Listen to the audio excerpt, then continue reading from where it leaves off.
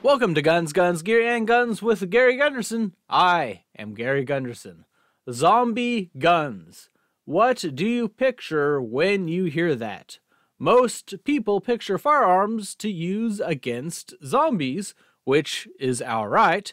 I even have a video on the subject, but no, that is not what our politicians think. You see, politicians are always wanting to leave their mark, and so they have decided to manufacture a new gun loophole to complain about and then fix so they can say they have helped. I'm helping! And, well, ghost guns were a big hit. Scary news stories, Biden complaining about them, an ATF rule that unconstitutionally infringed on rights. All the biggest gun control stars got together to fight ghost guns, and people were scared. So what's next? What else is scary? Zombies. But today we're here to talk about something that's just as deadly, and we're calling them zombie guns. If you've never heard of it, it's a brand new term, but I'm about to educate you. It's a gun that should not be living and should not be able to operate, but it is in use. So what are zombie guns? Let's say you're a moron and you want to trade in Grandpappy's bring back from World War II at a government-run gun buyback program for a $20 gift card to Safeway and a friendly pat on the bottom. Well done, son. These streets are now not at all any safer than they were before. The police will send that firearm off to a company to have it destroyed. The company strips off all the parts and destroys what is legally the firearm for free. They then take these other gun parts that are not legally regulated in any way, and to do so would be an absurdity, like how are you tracking a spring? They take those parts and sell them as parts kits or break them up and sell them as spare parts to other companies. It's how they make their money and operate as a company. This can be from buybacks or seized crime guns, depending on the jurisdiction you live in. Some states just auction off the firearms because they aren't mentally deficient and realize that the firearms themselves are not evil. So zombie guns are firearms built from these parts or parts kits. Unfortunately, politicians are a stupid breed and cannot even understand the basics of this premise. That many of these companies are not being honest about what they're doing with these guns, and they're not really destroying them. Either crush or cut up a single piece of that firearm, and that is legally classified as useless. Then after they do that, there is nothing legally stopping them from taking these so-called firearms that have been destroyed and selling the remainder parts. These companies are honest. They do destroy the firearm, and they have contracts that state exactly what they destroy. Our taxpayer dollars are being tied up when local governments or law enforcement agencies or city governments send retired, seized, or surrendered guns to disposal companies that make us believe that the goal is to destroy the gun. But in reality, their goal is to turn a profit and are subsidized by our tax dollars and charitable donations. Today, too many gun disposal companies now rely on contracts with public agencies at the federal, state, and local levels. Our tax dollars are fueling this secondary gun market. And then when we can't even trace guns, when taxpaying money even goes into this whole process, the irony of it all, while we're sitting in government trying to prevent these things, our taxpayer dollars are being used in this way. Did they ever say they were a charity? The goal is obviously to make a profit. They can't even get their stories straight in the same press conference. Most of these companies do not charge for the destruction because they do make money on the back end from the parts. Is New England Ballistic Services right in my backyard. This company offers gun destruction at no cost to Rhode Island towns. Hundreds of towns and cities across our nation have knowingly or unknowingly fueled this secondary arms market. Connect the dots, people.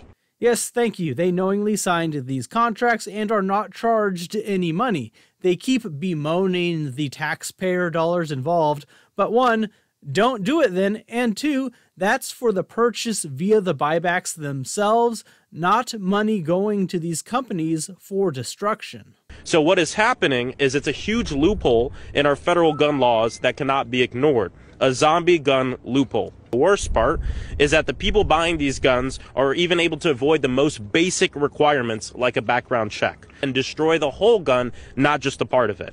They claim to destroy guns. In reality, they're destroying one part of the gun and reselling the remaining components. That's why I was proud to lead a letter with Congressman Dan Goldman to demand the ATF crack down on companies who do not fully destroy all parts of a gun. We have to destroy gun parts in their entirety. These representatives do not even understand current gun laws. The ATF has established rules on how to destroy a firearm, and the companies follow these laws. So how can the ATF crack down on that? The parts are not regulated because that's ridiculous, stupid, and impossible. They're doing their job as stated in their contracts and destroying the firearm. And of course, there is nothing to stop someone from selling a barrel, spring, ejector, etc.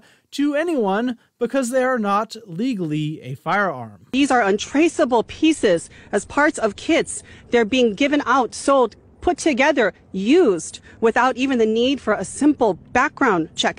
I first heard rumblings about this last year, when the New York Times reported that this was going on, and apparently no one in the gun control community realized it.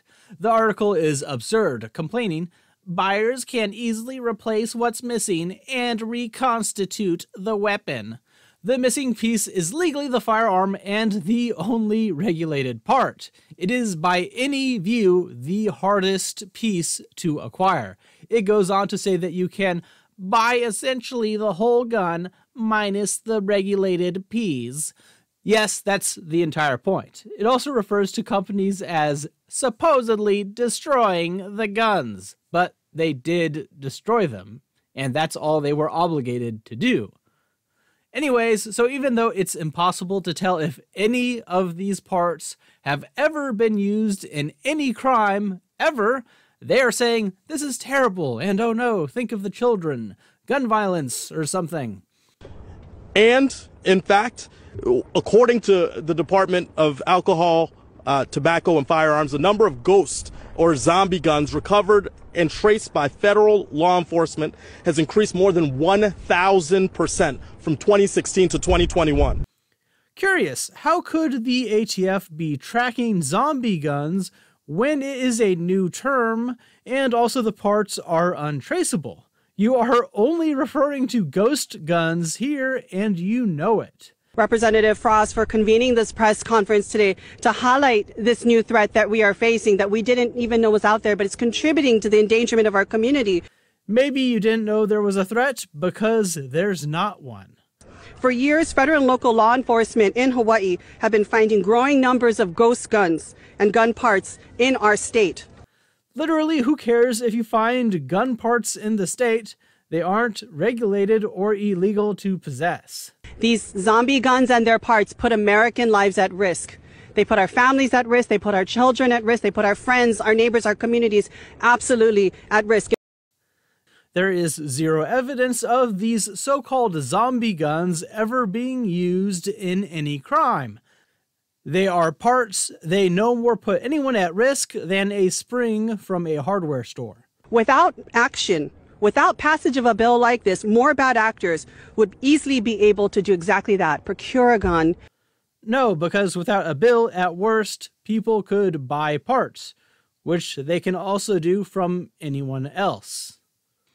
The text of this bill is stupid, yet refreshingly short, and says that it shall be unlawful for any person engaged in the business of destroying firearms to not destroy every component of the firearm, which means one of two things if this were to pass.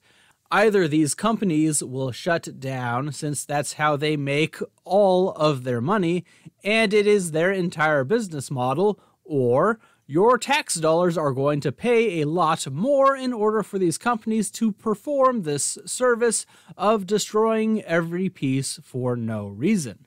This is also very dumb because, as I said, that has always been an option and still could be without government coercion. These police forces and other government entities have always had the option to pay to have every component destroyed. Apparently, the Secret Service does this as part of their standard firearm disposal. If they want to pay to have every part destroyed, they can. There's no need to regulate it and crush a small niche business sector who has followed the law. And that you recognize that this is a terrible, dark threat to our communities.